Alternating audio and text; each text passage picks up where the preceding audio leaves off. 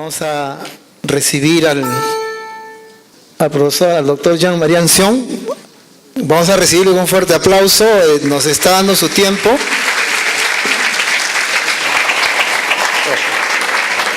Bueno, la exposición del profesor Gómez me va a ayudar enormemente porque creo que ya habló de la educación intercultural en realidad. La educación inclusiva tiene principios muy similares, ¿no?, a los de la educación intercultural. Entonces vamos a seguir trabajando, por ejemplo, cuando dice hay que utilizar las diferencias como recurso de riqueza. Es eso es lo que tenemos que hacer en la educación intercultural. Y de eso es lo que vamos a hablar ahora. Vamos. Bueno, voy a pasar rápidamente con la exposición anterior. Me permite ahorrar un poco, ir más rápidamente en esta primera parte, porque lo que les quiero presentar primero es, ya no desde la pedagogía directamente, en relación con la pedagogía, pero más bien desde las ciencias sociales, especialmente la sociología y la antropología, cómo se ve o se ha visto la educación. Entonces, la forma clásica, digamos, de los primeros sociólogos de la educación, nos hablan de un doble papel de la escuela en el mundo moderno. Primero, la escuela forma ciudadanos en el sentido de que busca formar personas que tengan algo en común para vivir, digamos, de acuerdo a principios y una cultura común dentro del mundo moderno. Para eso hay que romper con muchas tradiciones de la familia, muchas tradiciones, digamos, medievales, antiguas, etc. Esa era la idea republicana, ¿no? Émile Durkheim, que es el sociólogo que plantea esto, es francés, republicano, muy influenciado por la Revolución Francesa. Entonces, la escuela tiene esa función de unificar al pueblo francés, digamos, en torno a una serie de perspectivas, de visión de la vida y de la vida en sociedad.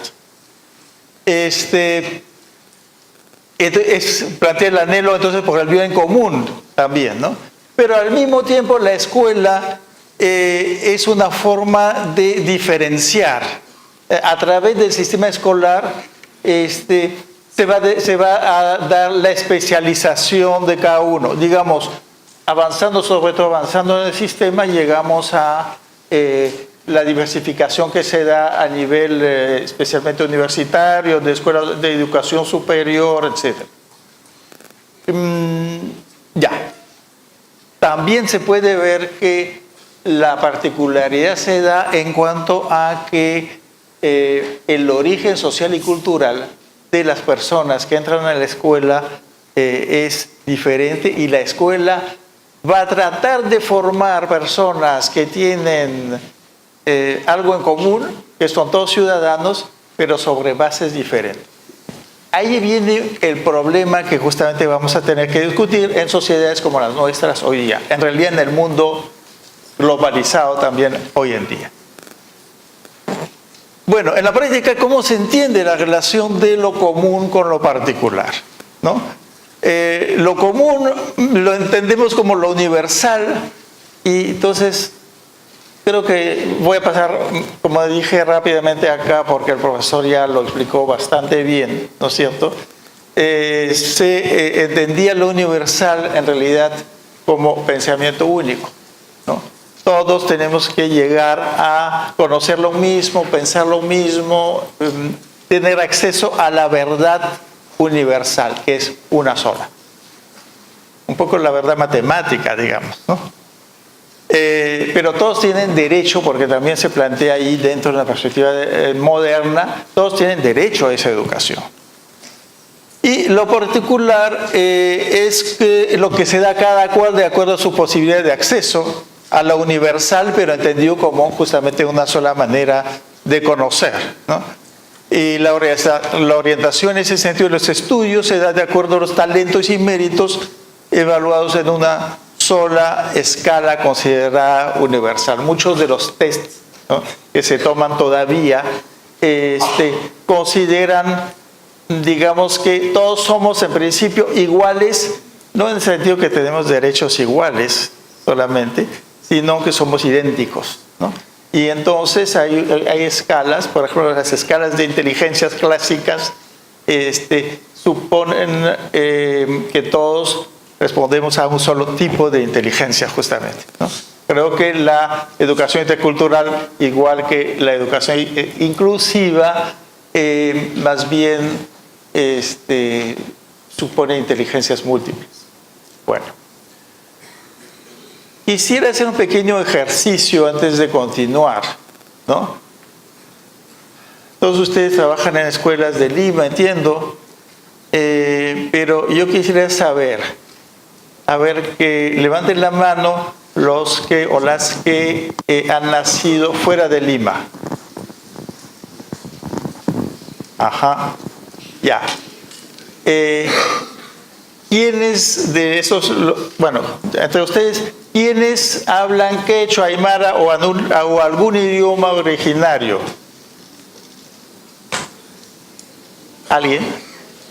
¿Quiénes lo entienden? Un poco. Ok. Segunda pregunta. ¿Quiénes tienen padre o madre que ha nacido fuera de Lima? Bueno, no conté la primera vez, pero creo que ha aumentado, ¿no es cierto? ¿Quiénes tienen padre abuelo o abuelos, alguno de los abuelos que ha nacido fuera de Lima? ¿Hay alguien que no tiene ningún abuelo que ha nacido fuera de Lima? Sí, vergüenza. Bien, esos somos, pues. Esos somos la gente que vivimos en Lima. También podría preguntar, lo voy a preguntar, ¿quiénes tienen padre o madre que habla o hablaba quechua?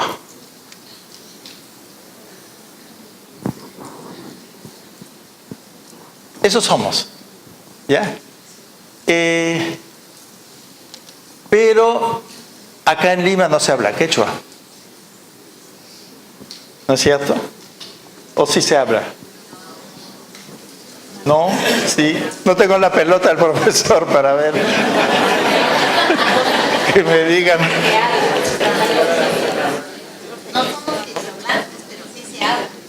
No somos quechuahablantes, pero sí se habla. No, ya. Déjalo. Bueno, creo que está claro a lo que voy, ¿no es cierto? Creo que ustedes también tienen conciencia de eso y felizmente en la actualidad hay cada vez más conciencia del asunto. Entonces, Lima, como el Perú, ¿no? Es una sociedad en la cual somos diversos, pero a veces no reconocemos todas las partes de esa diversidad. ¿Estamos de acuerdo? Y sobre eso hay que trabajar. Y yo creo que cuando hablamos de educación intercultural, lo principal va por ese lado. No es un tema tan técnico. Siempre hay cosas técnicas que aprender, ¿no es cierto? Pero lo principal es cuál es nuestra convicción sobre qué hacemos con nuestros abuelos. ¿Qué hacemos con estas influencias diversas que a veces las queremos tapar porque, claro, como no son parte de la cultura hegemónica, no son parte del discurso oficial, aunque están empezando a entrar, entonces a veces nos parece que no es bueno aparecer como que nosotros somos parte de eso. Salvo en algunos espacios cuando hay fiestas patronales o alguna cosa especial, o en el barrio, o en fin, o en la familia, o si viajamos, ¿no es cierto?, a nuestro lugar de origen. ¿De acuerdo? Entonces, ya, hoy no sé cómo...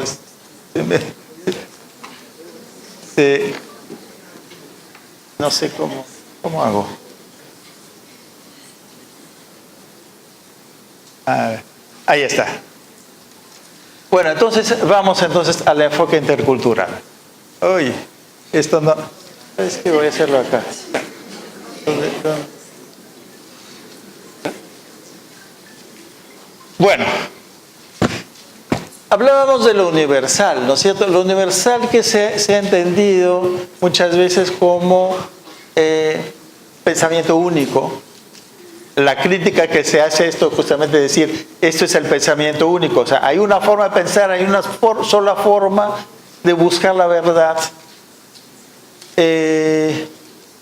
Y hay quienes tienen esa verdad y quienes no la tienen. Entonces, los que no la tienen tienen que tratar de acceder a esa verdad a través de quienes sí la dominan, ¿no? Y la escuela, entonces, sería la que nos revela esta verdad que ya existe ya en la mente de algunos. Bueno, ya sabemos que no va por ahí, ¿no?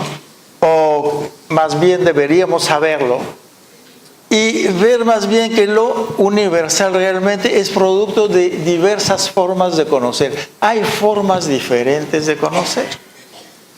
Y para los que tengan por lo menos alguna referencia o algún contacto con el quechua, o, a ver, ¿quiénes saben algo de inglés acá?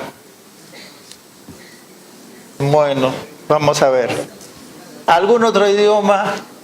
Cuando conocemos varios idiomas, nos damos cuenta que no siempre es fácil traducir, ¿no es cierto? Hay expresiones propias de un idioma, de otro. Inclusive no solo el idioma, sino variantes, por ejemplo, con el español de España o los españoles de España. Ya no sé si es español, castellano, ¿no? Los castellanos.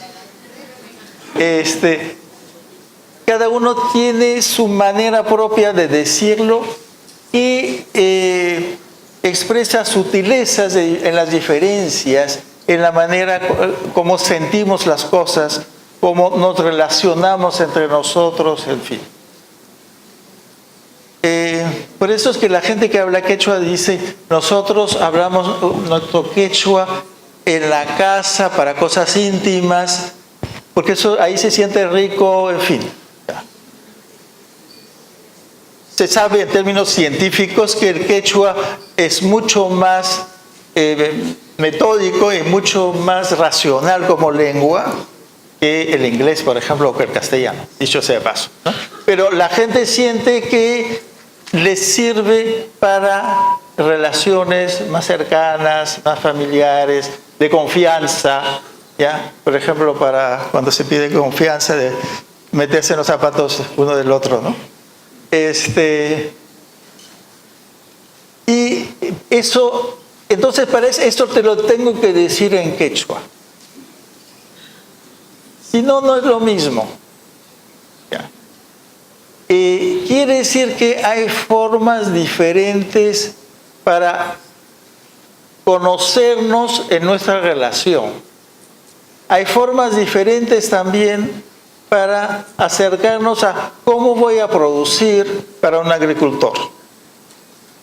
Los andinos inventaron formas extraordinarias de producir en zonas absolutamente difíciles, ¿no? Esto es la sierra, cómo producir en los Andes, en las laderas, cómo lograr en zonas donde hay poca agua, ahora va a haber menos con el cambio climático, cómo seguir produciendo y cómo producir bien y cómo generar tipo de plantas adecuadas, etcétera, etcétera. Eso supone desarrollar formas de hacer las cosas diferente a lo que se hizo agricultura en los llanos de Europa o lo que se hace ahora en la agricultura extensiva con tractores enormes y maquinarias, etc. Entonces tenemos que darnos cuenta que hay formas diferentes de hacer las cosas. Hay formas diferentes de pensar, ¿no? En matemática, donde podemos decir, ahí sí hay una sola verdad, porque 2 más 2 siempre va a ser 4. Pero a veces, para muchos problemas, hay diferentes caminos. Y los que trabajan matemática lo saben. Para resolver un teorema puede haber caminos diferentes. Porque hay diferentes recursos posibles y hábitos que uno tiene en la mente para hacer las cosas diferentes. A eso vamos cuando hablamos de interculturalidad. Estar atentos a estas diferentes maneras de hacer las cosas. Pero lo que pasa cuando no reconocemos uno de nuestros orígenes, cuando no queremos saber nada con el quechua, por ejemplo, o con el lugar de origen de donde vienen nuestros padres o nuestros abuelos, porque, en fin, bueno, pues ellos eran pobres o ellos hablaban un idioma que no tenía curso en la sociedad o que era desprestigiado o que es desprestigiado, porque se decía, ¿no? Y a veces se sigue diciendo, porque el quechua no es un idioma, es solo un dialecto, ¿okay? Cosa que es absurdo en términos lingüísticos. Si estamos entonces con esta situación, entonces vamos a,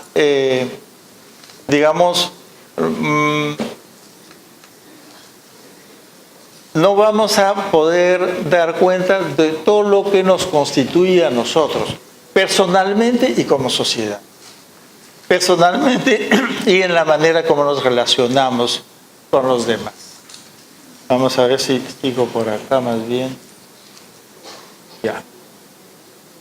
Entonces, para eso, bueno, ahí pueden ver ejemplos, ¿no? En medicina, por ejemplo, hay una medicina, conocieron la medicina científica, ¿no? Basada en experimentación científica, pero también hay muchas cosas que funcionan, no solamente la medicina andina o amazónica, toda la medicina oriental, que a veces no se le puede dar una explicación sobre base de experimento de laboratorio, pero hay aprendizajes milenarios que no siempre sabemos bien cómo funciona o por qué, etc.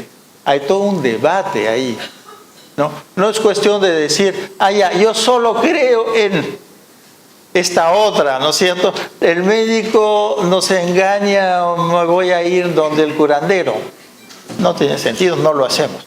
Lo que hacemos en el Perú con bastante sabiduría es, si no nos funciona el médico, vamos donde el curandero o vamos a buscar plantas o qué sé yo, ¿cierto? Mi vecina me ha dicho que le sirvió tal cosa. O a veces es al revés, o sea, partimos de la medicina más popular y si no nos funciona, recién vamos al hospital. No digo que eso sea lo ideal. ¿Cómo se articulan? La pregunta es eso. ¿Se puede articular? ¿De qué forma? ¿No? Entonces, hay que reconocer que la realidad es compleja. La teoría del conocimiento de hoy se plantea así. Hay que trabajar la complejidad. Las cosas no son simples.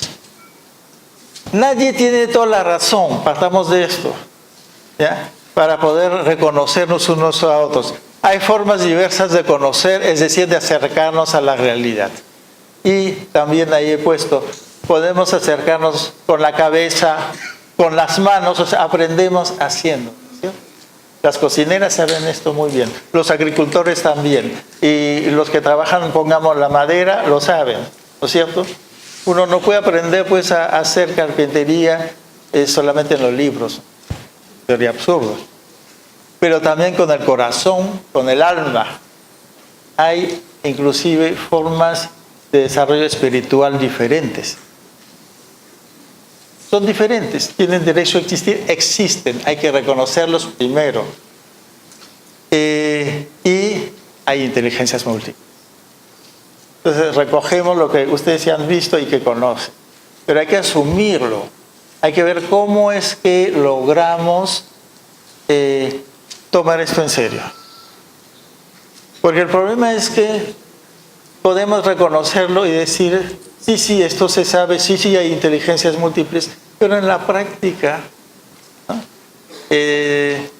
Nos sentimos menos si es que sentimos que nuestro tipo de inteligencia o nuestra manera de acercarnos a la cosa no es la común o la que se supone se exige de nosotros.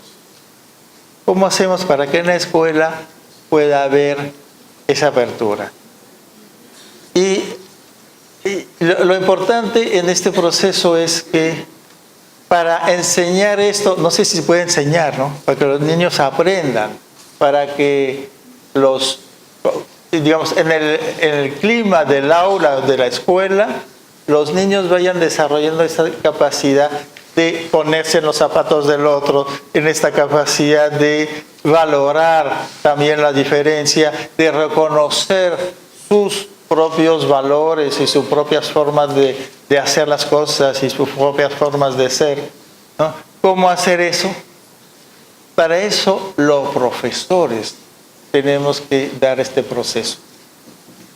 O sea, ¿cómo vamos nosotros a ayudar a los niños a entrar en esta perspectiva si nosotros mismos tenemos problemas con lo que somos culturalmente? Lo que somos, digamos, dentro de nosotros. Entonces es algo que probablemente nunca termina, ¿no es cierto? Es combatir nuestros prejuicios. Todo el racismo que hay en el Perú ya lo conocemos. Pero acá nadie es racista, ¿no es cierto? ¿Alguien es racista? No, no somos racistas. Pero, por si acaso, ¿no? Y ya sabemos cómo es eso. ¿No? Ya. Entonces, ¿cómo combatimos eso? Creo que, por eso yo les decía, no es primero una cuestión técnica, sino es una cuestión de abrirse, una cuestión personal, una cuestión de actitud. Y creo que eso lo tenemos que hacer colectivamente, como grupo de profesores. En cada escuela, ¿cómo trabajamos eso entre profesores? ¿Cómo nos ayudamos? ¿No? ¿Cómo nos ayudamos a respetarnos en nuestra diversidad entre nosotros mismos? ¿Cómo ayudamos a los chicos en los salones a que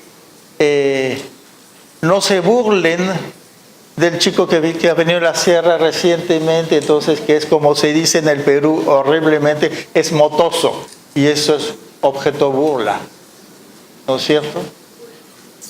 Y de bullying, como decimos ahora. ¿Cuánto del bullying tiene bases de ese tipo? También de la diferencia, de todo tipo de diferencias, ¿no? La diferencia también por discapacidad, etc. Por eso son principios similares. Estamos hablando de cómo manejamos la diferencia y cómo la valoramos, porque es cierto que conduce a mayor riqueza si sabemos conducir el proceso hacia el desarrollo de esta diferencia como riqueza, como realidad compleja.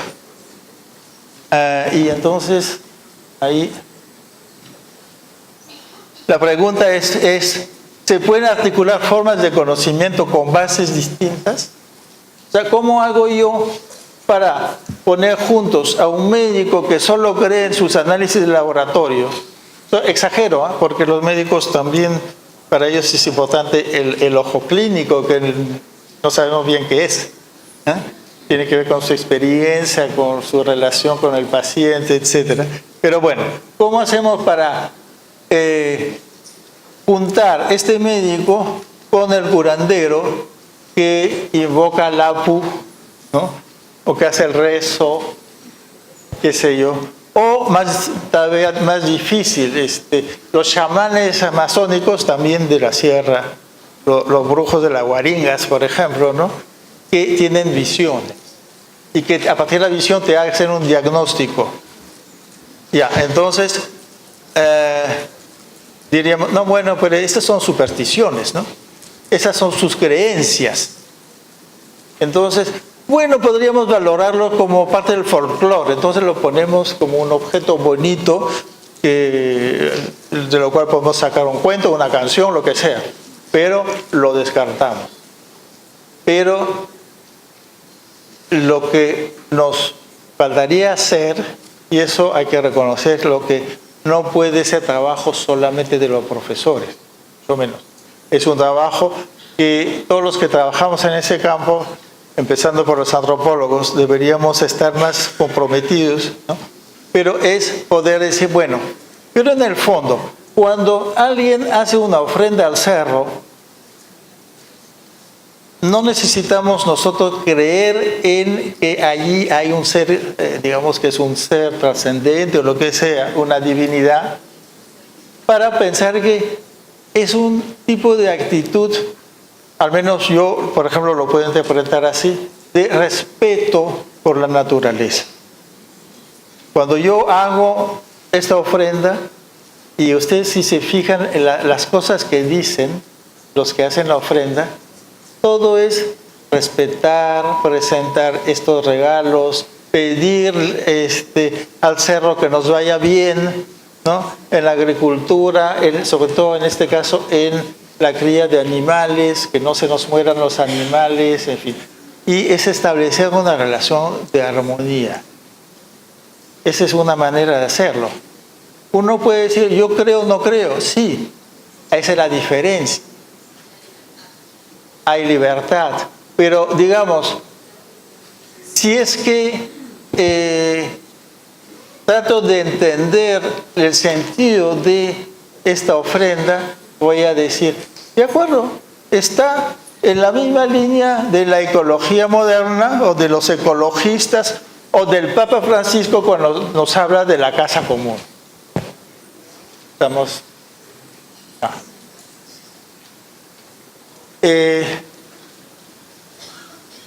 Entonces, la otra cosa es que el enfoque intercultural en el Perú y en América Latina, y creo cada vez más que en el mundo, ahora que vemos las migraciones en Europa, pongamos, ¿no?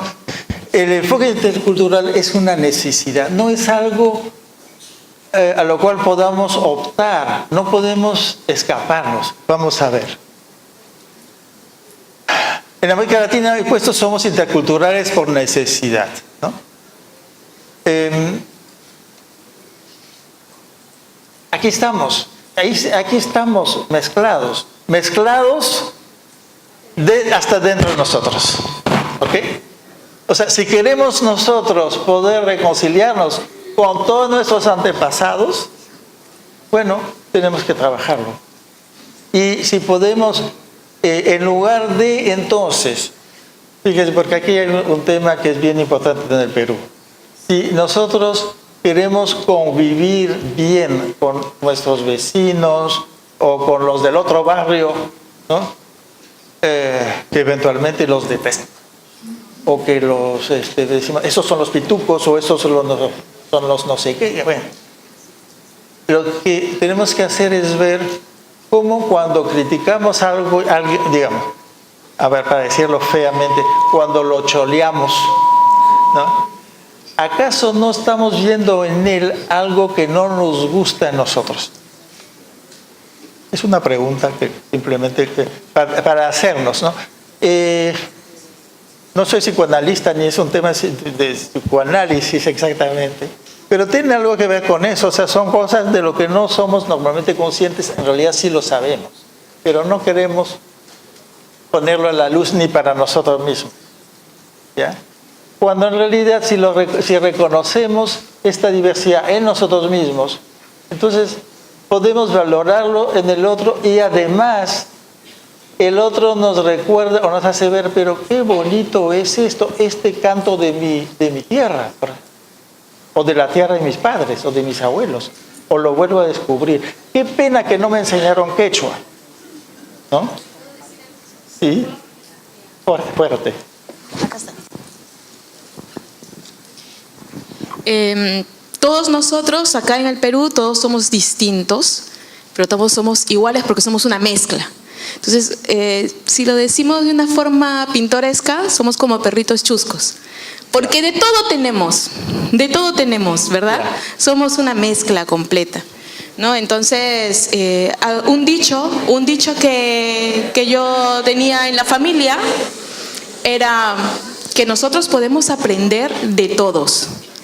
Pero cuando empezamos a discriminar a otras personas y no nos estamos viendo a nosotros mismos, entonces perdemos esa oportunidad de aprender de cada una de las personas.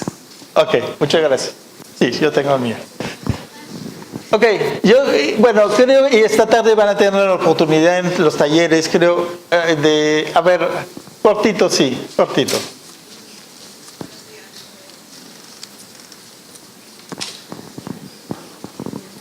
Solo como comentario, no me creo perrito chusco. Estoy oyendo su exposición y es cierto, yo creo que si hace 10 años escuchábamos esta ponencia, el Perú ha avanzado, ha crecido, se ha transculturizado. El Perú de Lima está todavía centralizada, ya no tiene casi esa descendencia, si bien es cierto yo desciendo de padres de provincia. Mi abuela me prohibía hablar el quechua porque decía era para cholos, pero mis padres hablan muy bien el quechua. La idea es que si desde gobierno, como se enfocó anteriormente, estamos estructurados a aprender el inglés y no el quechua, desde ahí estamos mal. Entonces tenemos que saber que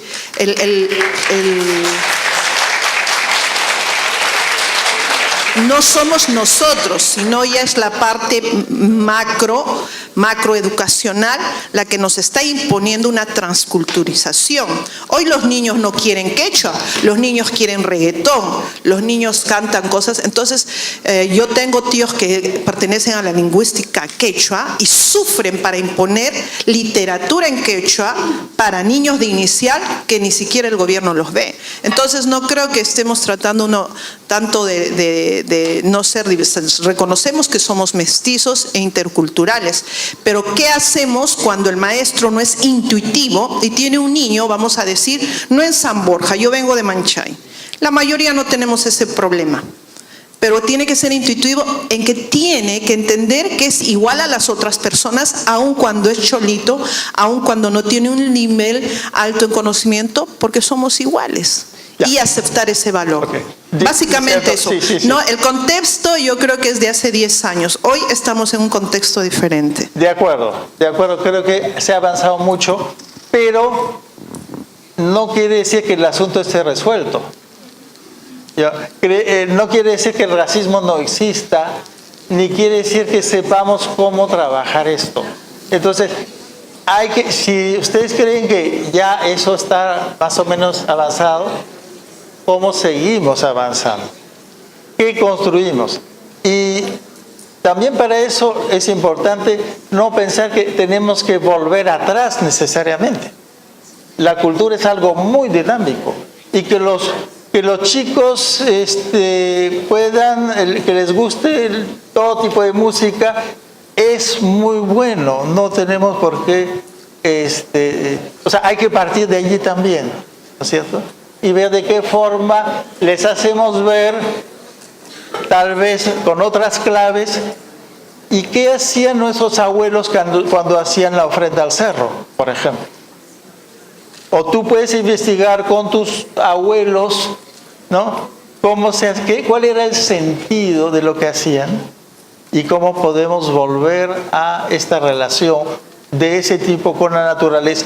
La clave es, ¿qué podemos aprender? La clave en el trabajo intercultural es, yo no sé todo, tengo que escuchar, tengo que ponerme en disposición, y empezando por nosotros los profesores, ¿cómo nos ponemos en disposición para escuchar y ver las diferencias y lograr que se genere el debate, antes que el debate, el intercambio sobre cómo sentimos cada uno que son las cosas, cómo hacemos la cosa, cómo lo hacían los antepasados, etc. Simplemente quería insistir porque yo creo que ya el tiempo me está matando acá, pero el tema es, los pueblos originarios tienen una estructura cultural que es intercultural. Siempre yo creo que eso es una gran pista que tenemos que trabajar. O sea, la idea del pensamiento único, digamos, no es para nada andina ni amazónica. Los amazónicos y los andinos siempre han buscado incorporar todo lo que les venía, todo lo que les podía ser útil, todo lo que les venía de fuera. Siempre lo han hecho, pero además, como pueblos subordinados, siempre han sabido que tenían que aprender del otro. Los que hablaban quechua sabían que para salir adelante tenían y tienen que aprender castellano. Y por eso los padres en la sierra están desesperados porque sus hijos vayan a la escuela y aprendan castellano. Y mejor todavía que aprendan inglés. Y eso es bueno. pero en el Perú podemos ser trilingües. Y cualquier persona, y también es una cosa que a veces nos es difícil, ¿no? Porque creemos que los niños son seres tan débiles que no pueden aprender 2 idiomas o 3, y sí pueden. Y sí pueden. Ya. Claro, claro. Entonces, ¿qué es que rápidamente hace difícil este enfoque? Nos cuenta reconocer que otros diferentes a nosotros tienen otras formas de hacerlo, y lo más importante, que la sociedad impone el modo homogénico de pensar y hacer, y discrimina, etc. Bueno, esas cosas son las que he dicho. Ustedes han hablado ya de desarrollo humano. También el profesor acaba de explicarlo, ha hablado de algunos autores, como Martha Nussbaum, Amartya Sen, son autores importantes en esa línea. El desarrollo humano no solamente veámoslo desde el lado del desarrollo psicológico de las personas, sino en esa perspectiva como una manera de concebir el desarrollo. O sea, cuando hablamos de desarrollo humano estamos hablando del ideal que sería para nosotros un tipo diferente de desarrollo. Entonces, en la separata ustedes pueden ver, digamos, algo sobre desarrollo humano, pero paso también por cuestión de tiempo. Solo quería decir que el enfoque de desarrollo humano y el enfoque intercultural van de la mano, ¿no? Si trabajamos en una perspectiva intercultural, trabajamos también en la perspectiva de desarrollo, como decía Martha Nussbaum, del desarrollo de capacidades, es decir, del desarrollo de las oportunidades que tienen las personas para desarrollarse plenamente, ¿no? En sociedad, en relación con los demás.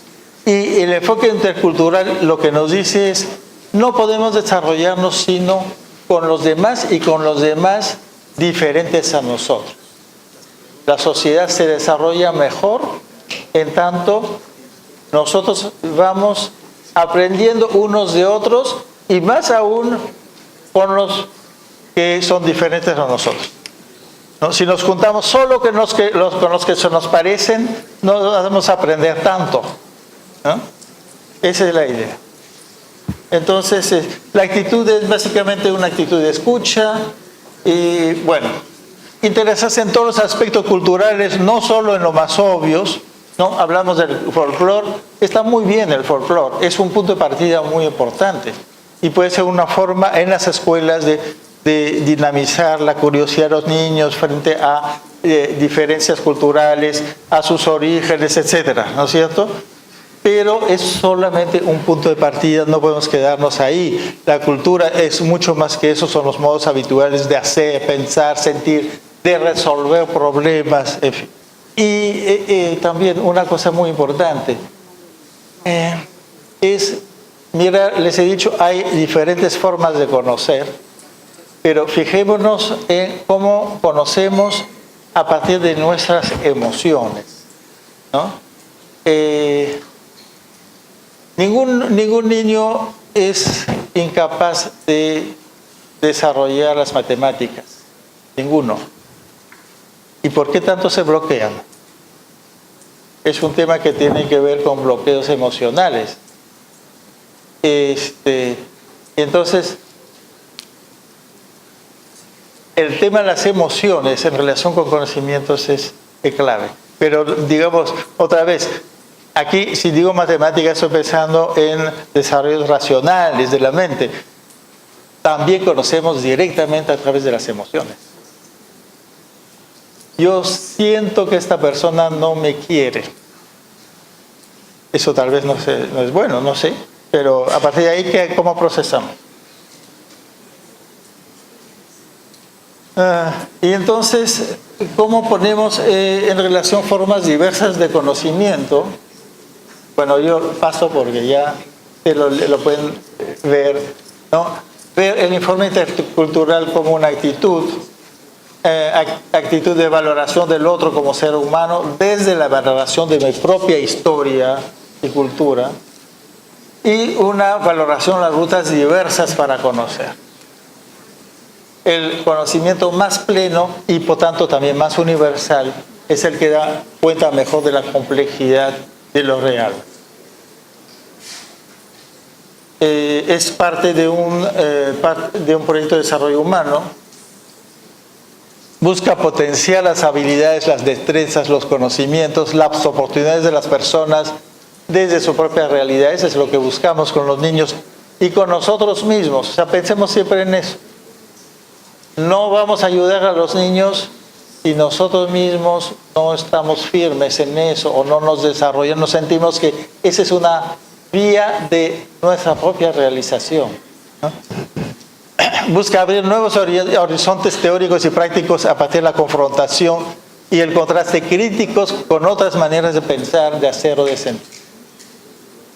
Y uno de los temas de la escuela, eso sí, ese es un tema de la modernidad, si quieren. No se trata de volver simplemente a lo antiguo, se trata de recogerlo, pero someterlo a crítica.